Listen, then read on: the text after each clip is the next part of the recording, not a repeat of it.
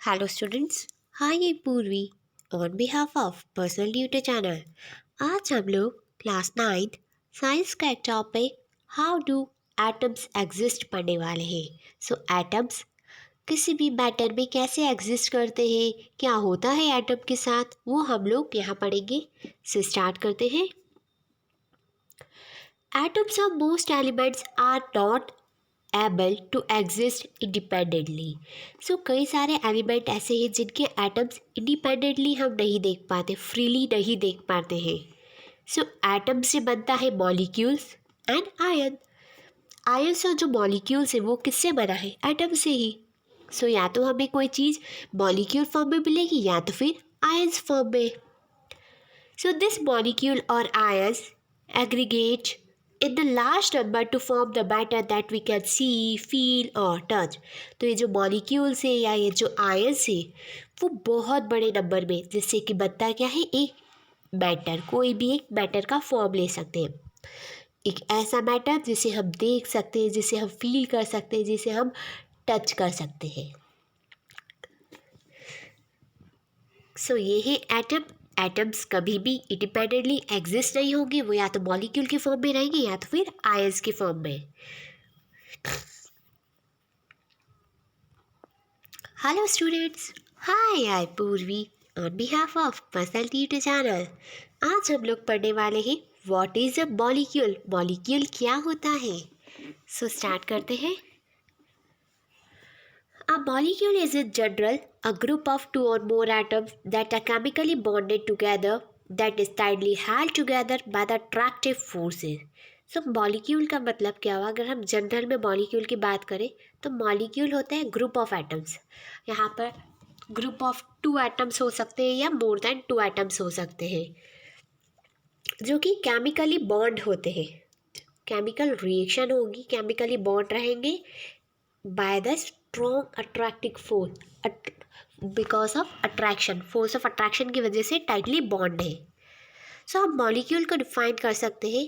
A molecule can be defined as the smallest particle of an element और the compound that is capable of an independent existence and shows all the property of the substances. So जो molecule है वो element का सबसे छोटा particle है, चाहे वो एलिमेंट हो चाहे कंपाउंड हो। तो एलिमेंट और कंपाउंड का सबसे छोटा पार्टिकल होता है मॉलिक्यूल, जिसमें सारी कैपेबिलिटी रहती है, जो कि कैपेबल रहता है कि वो इंडिपेंडेंटली एग्जिस्ट हो सके। हमारे एटमॉस्फेयर में वो इंडिपेंडेंटली एग्जिस्ट हो पाता है एंड उस पर्टिकुलर सब्सटेंस की सारी प्रॉपर्टी को वो शो भी करता है। So atoms of same element और the different element can join together to form the molecule. या तो किसी भी एलिमेंट के सेम एटम्स हो या तो फिर डिफरेंट एलिमेंट्स हो। कोई भी हमने एटम लिया तो उसमें सेम एलिमेंट्स भी हो सकते हैं, डिफरेंट एलिमेंट्स भी हो सकते हैं। तो मॉलिक्यूल सेम एलिमेंट से भी बन सकता है, डिफरेंट एलिमेंट से भी बन सकता है।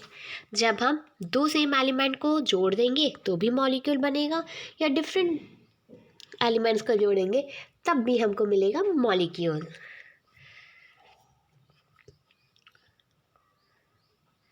Hello students, hi Purvi on behalf of personal tutor channel. आज हम लोग क्लास 9 साइंस का एक टॉपिक मॉलिक्यूल्स ऑफ एलिमेंट्स पढ़ने वाले हैं कि एलिमेंट्स के मॉलिक्यूल कौन कौन से हैं। So the molecules of an element are constituents by the same type of atoms. तो जो मॉलिक्यूल के जो एटम्स रहते हैं उसमें जो एलिमेंट्स है सेम टाइप का रहेगा। Molecules of many elements such as argon, helium are made up of only one atom of that element. जैसे कि हम एग्जांपल लें, हीलियम का जो मॉलिक्यूल है, ऑर्गन का जो मॉलिक्यूल है, वो सिर्फ एक ही तरीके की एटम से मिलकर बना है। But this is not the case with most of the non metals. But ये केस किसी भी नॉन मेटल के साथ नहीं होता है। For example, a molecule of oxygen हम अगर लें, a molecule of oxygen consists of two atoms of oxygen and hence it is called diatomic molecule. So जैसे कि ऑक्सीजन का मॉलिक्यूल है O2, तो यहाँ पर ऑक्सीजन के दो एटम्स हैं, इसलिए हम इसे क्या बोलते हैं? Diatomic molecule. If three atoms unite into a molecule instead of the usual two, we get ozone. अगर यहाँ पर ऑक्सीजन के 3 मॉलिक्यूल रहेंगे, ऑक्सीजन के 3 एटम रहेंगे, तो ये बन जाएगा ozone. And the number of atoms constituting a molecule is known as its atomicity. So atoms का ऐसा नंबर जिससे कि मॉलिक्यूल बने उसे हम बोलते हैं एटोमिसिटी। ये इम्पॉर्टेंट है, एग्जाम में डिफाइन एटोमिसिटी आ सकता है, तो इसका आंसर आप लिख सकते हैं the number of atom constituting a molecule is known as atomicity. किसी भी एटम का एक ऐसा नंबर जो कि मॉलिक्यूल फॉर्म करे, जैसे कि O2, O3, तो यहाँ पर 2 अलग अलग मॉलिक्यूल बन रहे हैं, so that is it's atomicity. So metal of some other elements such as carbon do not have the simple structure but consist of a very large and infinite number of atoms bonded together. अगर हम metals या दूसरे element की बात करें जैसे कि carbon है, तो उनका सिंपल स्ट्रक्चर नहीं होता है, बट वो बहुत बड़े नंबर पे एटम्स से बॉन्डेड है। So let us look at the atomicity of some non metals. यहाँ पे कुछ नॉन मेटल्स की एटॉमिसिटी बता रखी है, जैसे कि है नॉन मेटल्स में ऑर्गन, तो ये मोनो एटॉमिक है। हीलियम इज मोनो एटॉमिक यानी जिसमें सिंगल एटम रहेगा। डायटॉमिक जिसमें 2, जैसे oxygen O2, hydrogen H2, nitrogen N2, chlorine Cl2। जैसे अब आता है फॉस्फोरस, टेट्रा एटॉमिक यानी P4, यहाँ पर 4 एटम है फॉस्फोरस के, तो it is tetra atomic. Sulphur is a polyatomic means more than 2। Hello students, hi Purvi on behalf of personal tutor channel. आज हम लोग क्लास 9th का एक टॉपिक मॉलिक्यूल्स ऑफ कंपाउंड्स पढ़ने वाले हैं कि कंपाउंड्स के मॉलिक्यूल्स कैसे होते हैं। सो स्टार्ट करते हैं। Atoms of different element join together in a definite proportion to form the molecule of compound. So अलग अलग जो एलिमेंट्स है, जब वो साथ में जुड़ जाएंगे किसी एक डेफिनेट प्रपोर्शन में, तो वो बनाएंगे molecule of that compound. For example are given in table 3.4। Table 3.4 में हमें एक एग्जाम्पल दे रखा है मॉलिक्यूल ऑफ सब कंपाउंड का। जैसे कि कंपाउंड लिया हमने H2O यानी वाटर, तो यहाँ पर कंबाइनिंग एलिमेंट्स कौन कौन से, एक है hydrogen and the second one is oxygen. अगर इनका रेशो निकाले, रेशो बाय मास आएगा 1:8, यानी यहाँ पर हाइड्रोजन का रेशो है 1 एंड ऑक्सीजन का रेशो है 8। अमोनिया यानी NH3, तो यहाँ पर एलिमेंट्स है नाइट्रोजन एंड हाइड्रोजन, तो इनको रेशो है 14:3। नेक्स्ट इज कार्बन डाइऑक्साइड यानी CO2, तो यहाँ पर है कार्बन एंड ऑक्सीजन, तो इसका रेशो बाय मास है 3:8। सो यहाँ पर बता रखा है, जैसे कि एलिमेंट लिया है हमने वाटर, इसका रेशो बाय मास, उसका एटॉमिक मास एंड फिर इसका मास रेशो बता रखा है।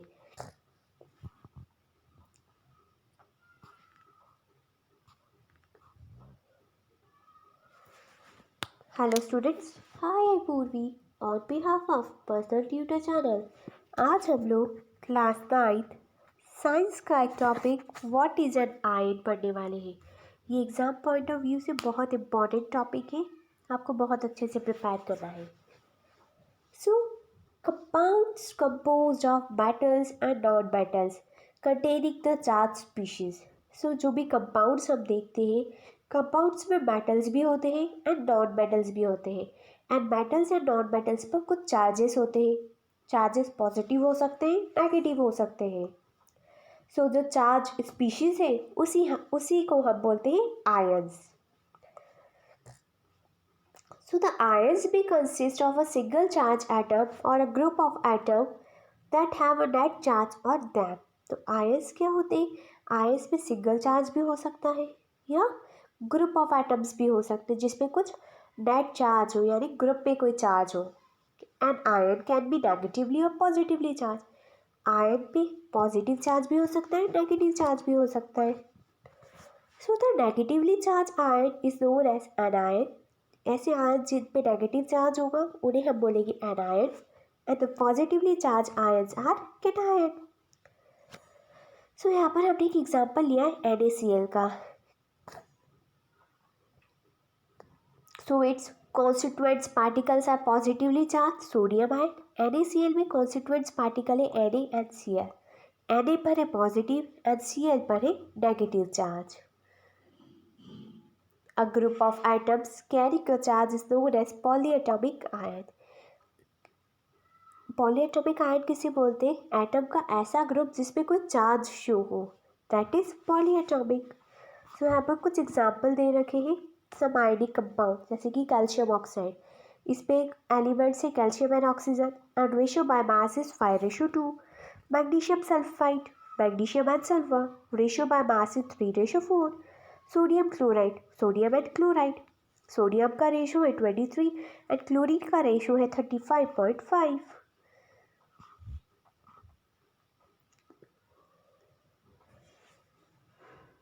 हेलो स्टूडेंट्स, हाँ ये पूर्वी on behalf of personal tutor channel. आज हम लोग क्लास 9 साइंस का एक टॉपिक राइटिंग केमिकल फॉर्मूला पढ़ने वाले हैं कि जो हम केमिकल फॉर्मूला कैसे लिखते हैं, केमिकल कंपाउंड से केमिकल फॉर्मूला कैसे बनेगा वो हम यहाँ पढ़ेंगे. So the chemical formula of a compound is the symbolic representation of its composition. So जो केमिकल फॉर्मूला होता है किसी भी कंपाउंड का, वो शो करता है उसका सिंबॉलिक रिप्रेजेंटेशन, उसके सिंबल्स को. So the chemical formula of different compounds can be written easily. अगर हमें अलग अलग कंपाउंड्स का केमिकल फॉर्मूला लिखना है तो हम उसको बहुत इजीली लिख सकते हैं. For this exercise we need learn the symbols and the combining capacity of the element. तो उसके लिए हमें उस पर्टिकुलर एलिमेंट का सिंबल पता होना चाहिए और उसकी कंबाइनिंग कैपेसिटी क्या है. द कंबाइनिंग पावर और the capacity of an element is known as its valency. तो जो कंबाइनिंग कैपेसिटी होती है किसी भी एलिमेंट की, उसे ही हम बोलते हैं वैलेंसी. तो हमें सबसे पहले हर एलिमेंट का सिंबल पता होना चाहिए और उसकी वैलेंसी. सो वैलेंसी भी हम लोग फाइंड आउट कर सकते हैं. Valency can be used to find out how the atoms of the elements will be combined with the atom of the other element to form a chemical compound. So valency का हम use क्यों करते हैं कि हमें पता चल जाए कि कैसे एटम कंबाइन हो रहे हैं दूसरे एटम के साथ, जिससे कि कोई केमिकल कंपाउंड का फॉर्मेशन हो जाए. So the valency of the atom of an element can be thought of the hands and the arm of that atom. सो जो वैलेंसी है किसी भी एलिमेंट की, वो उस पर्टिकुलर एलिमेंट की आर्म से, हैंड से. So human beings have 2 arms and the octopus have 8. अगर कंपैरिजन करें ह्यूमन्स और ऑक्टोपस का, तो ह्यूमन्स के पास सिर्फ 2 ही आर्म्स है एंड ऑक्टोपस के पास 8. If one octopus has to catch hold a few people in such a manner that all the 8 arms of the octopus and both arms of the human are locked. So अगर octopus को किसी भी person को पकड़ना है तो उसके 8 arms, जितने भी 8 आर्म्स है वो सारे यूज़ हो जाएंगे. अगर हम ह्यूमन्स को भी किसी पर्सन को पकड़ना है तो हमारे भी दोनों आर्म्स उस पर लग जाएंगे. So how many humans do you think the octopus can hold. So आपको क्या लगता है कि ऑक्टोपस एक बार में कितने ह्यूमन्स को पकड़ सकता है. अगर ह्यूमन के कंपैरिजन में करें तो ह्यूमन अपने 2 हाथों से एक पर्सन को पकड़ सकता है.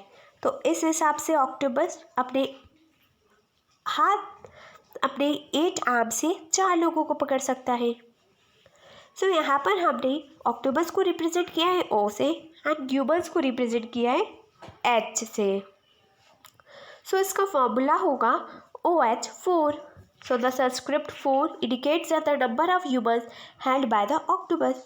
तो जो H के सबस्क्रिप्ट है वो बताती है कि ऑक्टोपस 4 ह्यूमन्स को पकड़ सकता है.